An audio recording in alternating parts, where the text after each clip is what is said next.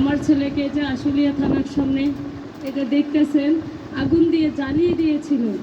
আমি সেই সাজ্জাদ হোসেন সচলের আম্মু। আজকে আমার এই দৃশ্যটা আমি এখানে আসছি থেকে আমি এখানে সহ্য করতে পারতেছি না। আমি কিভাবে এটা মেনে নিব? আমার চোখের দৃশ্যটা যখন অধিক চলে যাচ্ছে আমি আমার ভাষা হারিয়ে ফেলতেছি। আসলে এখানে বলার মতো ভাষাও আমি পাইতেছি না। আসলে আমার 5ই আগস্টে আমি চলে গেছি, আমার সন্তানটা কত কষ্ট করেছে, কিভাবে ওরা মেরেছে, আগুন দাউ দাউ করে জ্বলতেছে। আমার বুকের ভিতরটা আগুন শুধু জ্বলতে আছে। কিন্তু তারপর আমি কিছু বলবো, কারণ আমি যখন ক্লাস 7-এ পড়তাম তখন আমি ফার্স্ট পুরস্কার হিসাবে 71-কে আমি বুকে ধারণ করে আমি ছেলে যেমন খুশি তেমন সাজো, সেখানে আমি ছেলে হারা মা সেজে সেখানে আমি ফার্স্ট পুরস্কার নিয়েছিলাম। কিন্তু সেটাই যে আমার জীবনে সেটা পূর্ণতা পাবে এটা আমি কোনোদিনও ভাবি নাই যে আমি সেই ছেলে হারা মা হয়ে যাব। আজকে আমার দিনটা খুব মনে পড়তেছে যে 16 ডিসেম্বর আমি ছেলে হারা মা যেমন খুশি তেমন সাজো ছেলে হারা মা সেজেছিলাম। আজকে সত্যি একজন ছেলে হারা মা। আমি নিজেকে সামলে নিতে পারতেছি না যে ছেলে হারার কত ব্যথা। সেদিন হয়তো আমি আনন্দে আত্মহারা হয়ে আমি সেজেছিলাম যে না 71-এর মায়েরা এরকম কষ্ট করেছে। সেই দৃশ্যটাকে তুলে ধরতে গিয়ে আজকে আমি 24-এর মা শুধু ছেলে হারাই মাই হয়ে গেলাম। হয়তো আমার কপালে এতটুকুই ছিল, সেই পূর্ণতাই আমি পেয়েছি। কিন্তু আমার সন্তানকে যেভাবে মেরেছে আমি মেনে নিতে পারতেছিলাম না। আজকে আমার সন্তান আগুনে এক্ষুনি আছে না কেন ভারতের,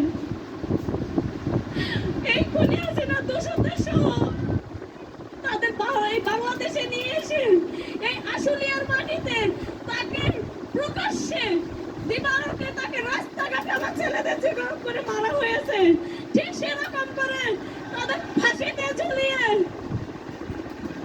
এই আশুলিয়ার মাটিতে তাকে ফাঁসিতে ঝুলিয়ে শুধু হাসিনা না তার দোষদের এবং যারা স্পটে ছিল তাদেরকে সকলকে এই আশুলিয়ার মাটিতে অর্ধ ফাঁসিতে ঝুলিয়ে আধা মরা করে আমার সন্তানের মতো এভাবে পুড়িয়ে দিতে হবে। এটা আমি কোর্টের রায় নয়, আমি সদরের মা হিসাবে রায় দিয়ে গেলাম। আমার রায় সকলে মেনে নেন। আমি একজন মা, আমি এই সন্তানের মৃত্যু মেনে নিতে পারতেছি না।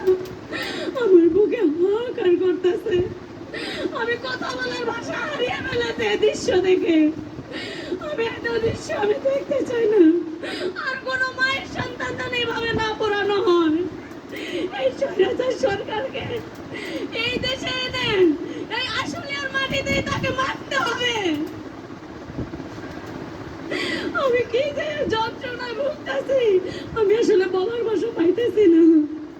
আমার সন্তানকে যেভাবে মেরেছে, এত করে মারার পরেও আমি দুঃখের সাথে জানাচ্ছি যে সেদিন আমাদের শহীদ পরিবার সোসাইটির পক্ষ থেকে আমরা অনুষ্ঠান করেছি চীন মৈত্রীতে, বাংলাদেশ চীন মৈত্রীতে, কিন্তু আমাদের উপদেষ্টা কোনো উপদেষ্টা সেখানে উপস্থিত হয় নাই। আমি তো দেখতে চাই সেই উপদেষ্টাদের। আজকে আমার সন্তান যদি এভাবে মরতো, এভাবে যদি ডক্টর ইউনূসের সন্তান মরতো, উনি বসে থাকতে পারতো না। আজকে যদি উপদেষ্টাদের সন্তান মরতো, এইভাবে বসে থাকতে পারতো না। কিন্তু আমাদের সেই শহীদ মা বাবাকে তারা অপমান করেছে। আমি ধিক্কার জানাই, আমি অনেক কষ্টের সাথে বলতেছি তাদের সন্তান যদি এইভাবে মরতো তারা বসে থাকতে পারতো না, তারা কোনোদিন এইভাবে বসে থাকতে পারতো না। আমাদের প্রোগ্রামে তারা আসতো। আমরা এতই নিকৃষ্ট হয়ে গেছে, আমরা আমাদের সন্তান মরলো এইভাবে, আর আমাদের প্রোগ্রামে ডক্টর ইউনূস সহ কোনো উপদেষ্টা হাজির হতে পারলো না কেন? আমি কি বলবো, বলার ভাষা আমার নেই। আমি বলার ভাষা হারিয়ে ফেলেছি। আমাকে এখানে ধন্যবাদ দিচ্ছে, আমাকে এখানে এই মঞ্চে আমাকে কথা বলার সুযোগ দেওয়ার জন্য তারেক রহমান স্যারকে ধন্যবাদ দিচ্ছি, আয়োজকদের ধন্যবাদ দিচ্ছি। কিন্তু আমার মনের ভাষাগুলো প্রকাশ করার মতো জায়গা আমি হয়তো কোথাও পাই না। কিন্তু আমাদের এই বাইপাইলবাসী আমি সবার কাছে বলে যেতে চাই, আপনারা কেউ ছাড় দেবেন না এই হাসিনাকে, আপনারা কেউ ছাড় দেবেন না।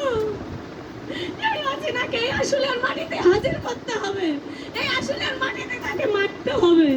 আমার এই আশা ব্যক্ত করে আমি আমার বক্তব্য শেষ করছি। আসসালামু